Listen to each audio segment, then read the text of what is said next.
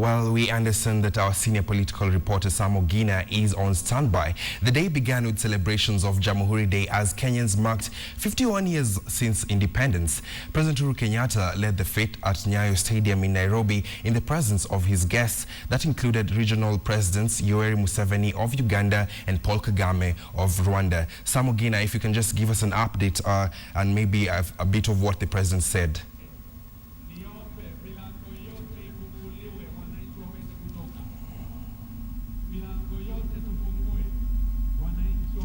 Well, thank you so much. Today, visibly angered president, especially on security matters, saying that we should be responsible in whatever we are publishing, and also even in the engagement in the debate on security. That is particularly the security bill that was being debated yesterday in Parliament. The president saying that if actually you have a problem with the security bill, then you should actually forward your sentiments to Parliament to be included in the debate, and also amendments, as it were. The president actually is saying that Kenya, as at the particular moment right now, we're living in no ordinary times, nor ordinary circumstances that we find ourselves in, and we require rationalization of the security laws to ensure that we can able to detect, monitor, and even eliminate security threats, as it were. The president quite categorical about the media coverage of security issues, and also terror attacks that have been incurred in the Kenyan continent. I beg your pardon, actually in the country, saying that the media should be responsible. There's no way that the media will be glorifying terror by publishing images, gory images for that matter, saying that in fact by doing that they are actually, we are actually the media that is actually glorifying terror or terrorism at the expense of suffering of the victims and their kins. Also, the president was quite categorical that whether you are media, whether you are security, then you should be responsible, saying you cannot be carrying around arms, that is security officers, and give them out to be used to commit crimes. Then if you are found culpable, then you will be imprisoned for life. The president actually defending the Security Laws Amendment Bill that borrows heavily on the USA Patriot Act that was enacted in October of 2001 after the September 11 attack in the United States of America, saying that we need rationalization of laws. This saying that actually the laws as they were, the amendments to the Security Laws Amendment Bill, they in no way curtail any freedom. And if at all anyone is saying that these laws are retrogressive and curtailing freedom, then you could only be labeled as a terrorist, because he says as far as he's concerned, as far as his administration is concerned, there is nothing that those laws are actually, or rather propositions are actually curtailing.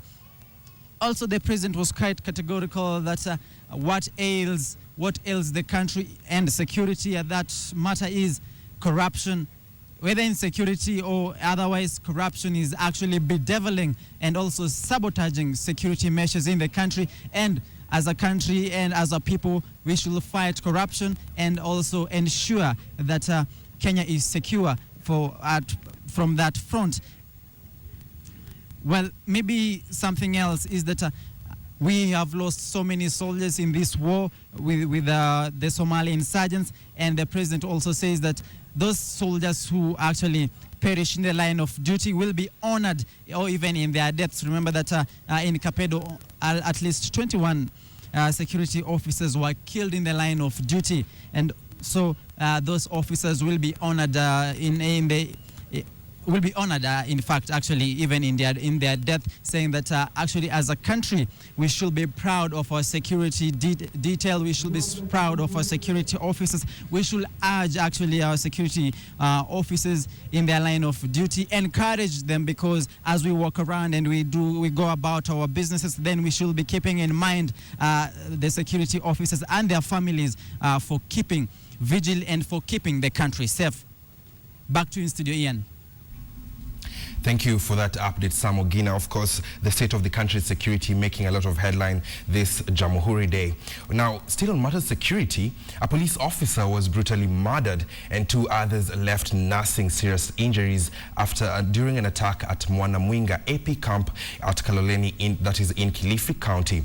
KTN's Francis Otomwa now joins us by way of phone. He has been covering this story. Francis Otomwa, if you can hear me, how much do we know so far on this case? Hello, good afternoon, Ian. I can hear you loud and clear. Yes, indeed, we are coming from Kaloleni. We are coming precisely from Mwanamwinga AP camp. This is a remote camp in Kilifi County. A police corporal officer was murdered in cold blood last night at around 10 p.m. And the body was actually taken today to mortuary. And of course, there was a lot of tension at the time that we were at that location. And during the time, we learned that 2 more officers who had come the murdered officer was killed rather they were attacked also and badly injured. And they're currently recovering at Pandia Hospital, which is in Kilifi County here. Well, Ontomo, what are the police saying about this case, and perhaps do they have an idea of where these suspects were from? Yes, indeed, we managed to talk to law enforcers, and particularly we engaged Frederick Ndunga, who is the Deputy County Commissioner for Kaloleni. According to him, he has linked the attack to MRC, the Mombasa Republican Council. He's saying that the manner of execution and the trend that has been going on, it is very clear, it is quite clearly that Mombasa Republican Council could have been involved in the attack. Though at the moment we've not managed to hear from MRC to hear what they will have to say about this. Of course, a lot of tension, as I've indicated, Ian, and most people are. The question that is really coming out from the public is if indeed police officers can be brutally murdered here at an AP camp, how safe are they at their places of residence here? Thank you very much for that update on Toma. We shall have more on this story in our subsequent bulletins. Now, the day began with celebrations of Jamhuri Day as Kenyans marked 51 years since independence. Well, let us just move away from that story. That was the story we just had earlier on. And in Somalia now, some 140 Kenyan African Union peacekeepers in Somalia have returned home after finishing their year-long tour duty in Somalia. The soldiers were based in port city of Kismayo in southern Somalia. They have been replaced by fresh soldiers. Patrick Amimo has more. The 140 Kenyan Amisom troops departed from Kismayo International Airport after having been replaced at their various outposts in and around the port city. The returning soldiers have been in Kismayo since September last year. They have been here now for 1 year, 3 months. They should have rotated in September, but because of other circumstances and the operations that we were undertaking, it was important to seal the operations before the troops can move, so that when the others come, they fit in well, so that they can carry on the operations from where the others have left. In August this year, Amisom troops, the Somali National Army, and United States military were involved in a joint military operation christened Operation Indian Ocean to flush out Al-Shabaab in south and central Somalia. In September, a U.S. airstrike carried out near the town of Hawaii killed Al-Shabaab leader Ahmed Abdi Godane. Amisom troops mocked Al-Shabaab militants from the port city of Barawe in October. Kenyan troops were actively involved in Operation Indian Ocean between August and early December, where they pushed out Al-Shabaab out of Bulgudud, Jilib, and Jamame districts. Kenyan fighter jets also bombed and destroyed several Al-Shabaab training camps, killing militants and impounding their weapons during Operation Indian Ocean. And this company operated from Kismayu through Goboen, Kamkam, Yontoi, and captured Bulagadud. So this is a big achievement, because from that day up to today, we have never had a single probing attack in Kismayu. Kenyan troops captured Kismayo October 2012 through Operation Sledgehammer. The multi-pronged attack that also used an amphibian landing in the Indian Ocean involved KDF's elite units, Special Forces, Ranger Strike Force, and troops from 9K R Battalion, 3K R Battalion, 20 Para Battalion, 50 Air Cavalry Battalion, 12th Engineers Battalion, and 10th Engineers Battalion. The port city of Kismayo had been under the control of Al-Shabaab and Islamic Courts Union since August 2008. Patrick Amimo, KTN. And of course, we welcome back our soldiers. Let's just have a look at another story where it was all fun and dance for Standard Group employees last night during the annual staff party. It began with competitions from different departments, which entailed skits, dances, followed by awards by the CEO, Sam Sholay, to Outstanding Employees of the Year. The night culminated in live performances from artists Waire, Hat the Band. Take a look at the pictures.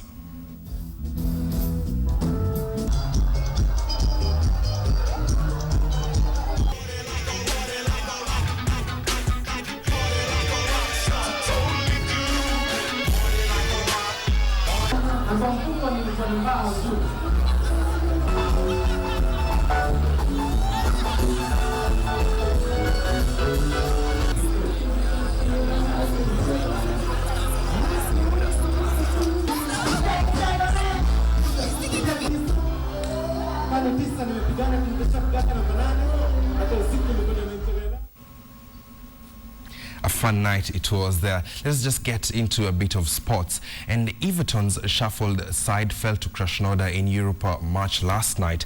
Ricardo Laborde took advantage of a Joel Robles error to score the winner. England's under-18 captain Ryan Ledson was one of the 4 debutants of Roberto Martinez, whose side had already won Group H, gave his youngsters a chance. Laborde ran to through ball and checked to score the near post, with Joel keeper badly positioned. Striker Arona Kon played 90 minutes as ended 14 with an injury absence due. Let us just have a look at that story.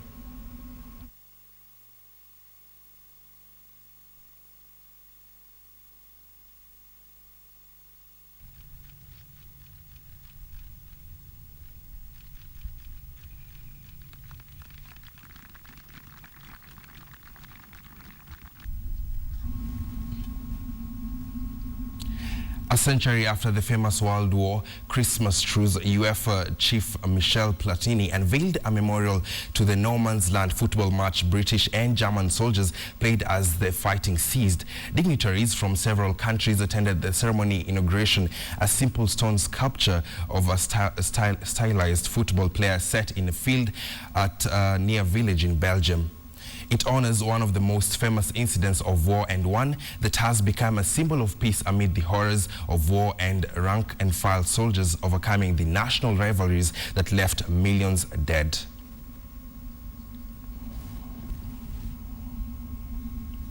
And that just brings us to the end of this bulletin. Of course, we shall have more news on the Jamhuri celebrations and that story from Kilifi County.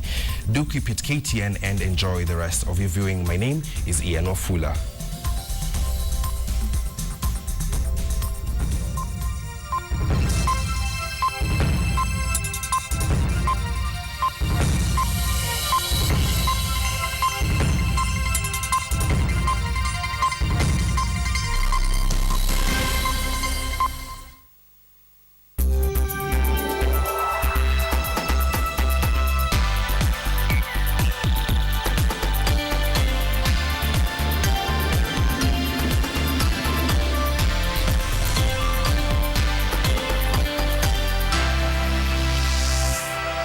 This is KTN.